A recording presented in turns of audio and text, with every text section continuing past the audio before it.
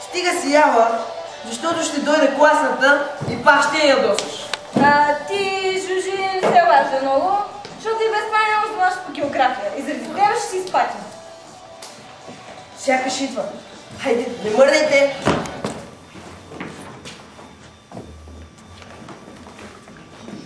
Класата ми, класата ми.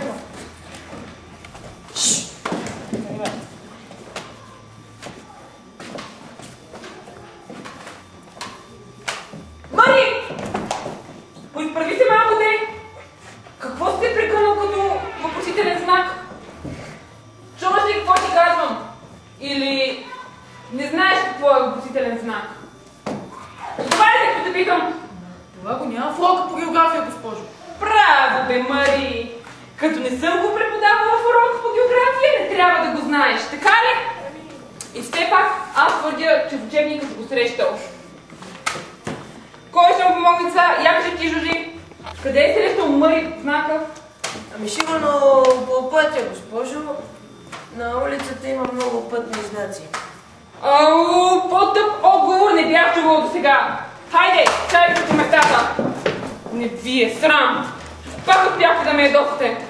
С това днес ще ви изпитвам цял час. Да дойде дежурният. Чачи, Тук има ли дежурни? Чачи! Кажи ми отсъстващите днес.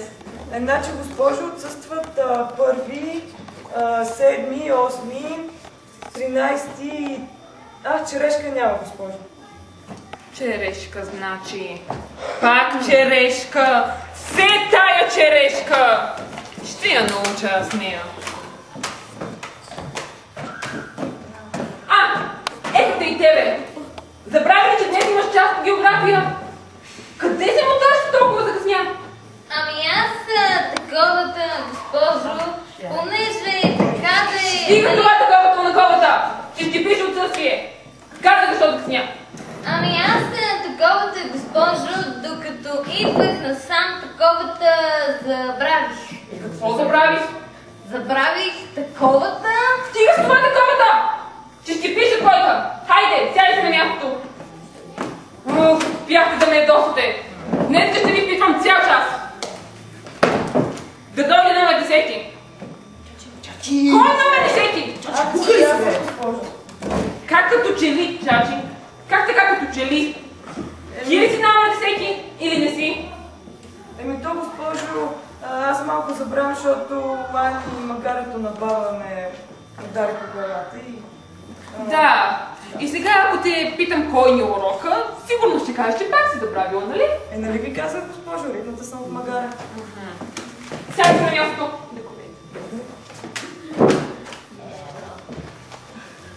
Да излезе номер 20. 20 ли казахте, госпожо? Аз съм 20. Какво трябва да правя? Как? Какво трябва да правиш, бе, черешка? Тук какво се прави според тебе? Ами, какво?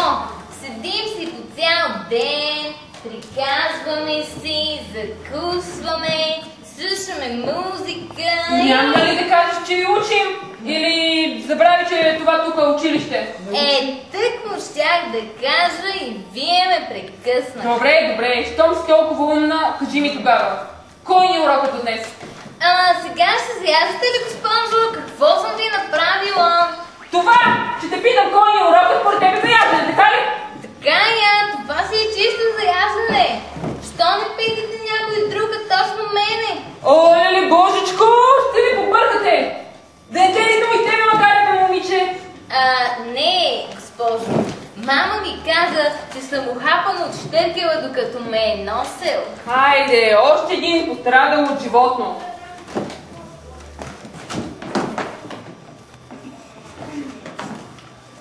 Добре, сядай си на мястото. Чудесно, Локи! Кажи ни, ела на дъската и кажи кой ни е урока. Абе, госпожо, аз не искам да излизам. Искам просто да кажа, че без да ни изпитвате, може да се направи малко мухабет. Така да е, заключаваме колектива. Какъв мухабет, бе, Локи?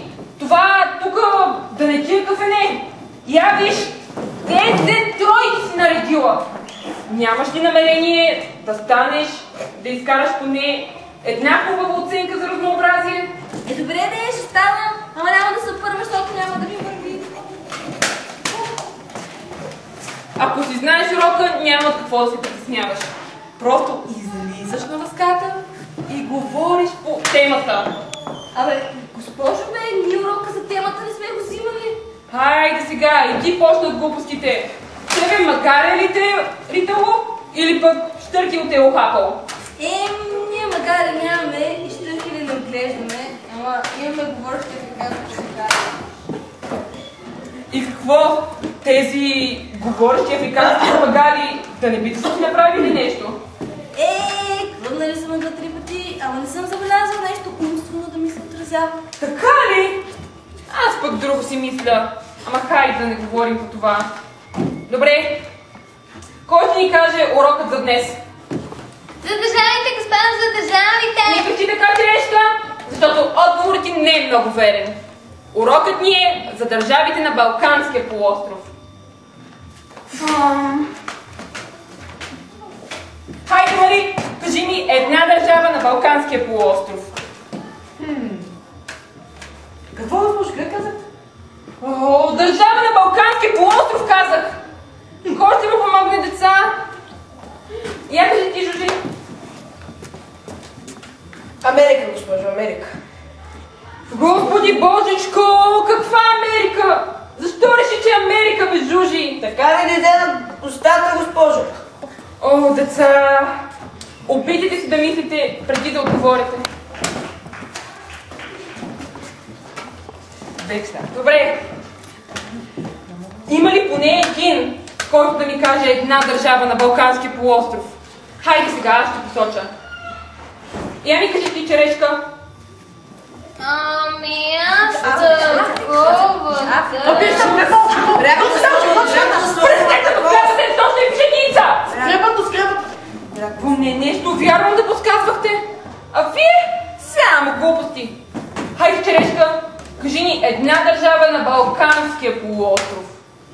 Ами аз таковата... Африка, госпожо, Африка! Абе, ти имаш ли акъл? Африка е континент. Какво общо има Африка в Балканския полуостров?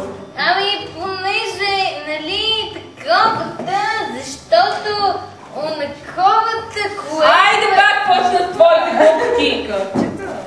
Ти от коя държава си има, черешка? Ами аз таковата от Гоце Делчев, госпожо. Господи Божичко, ще ме побъркате!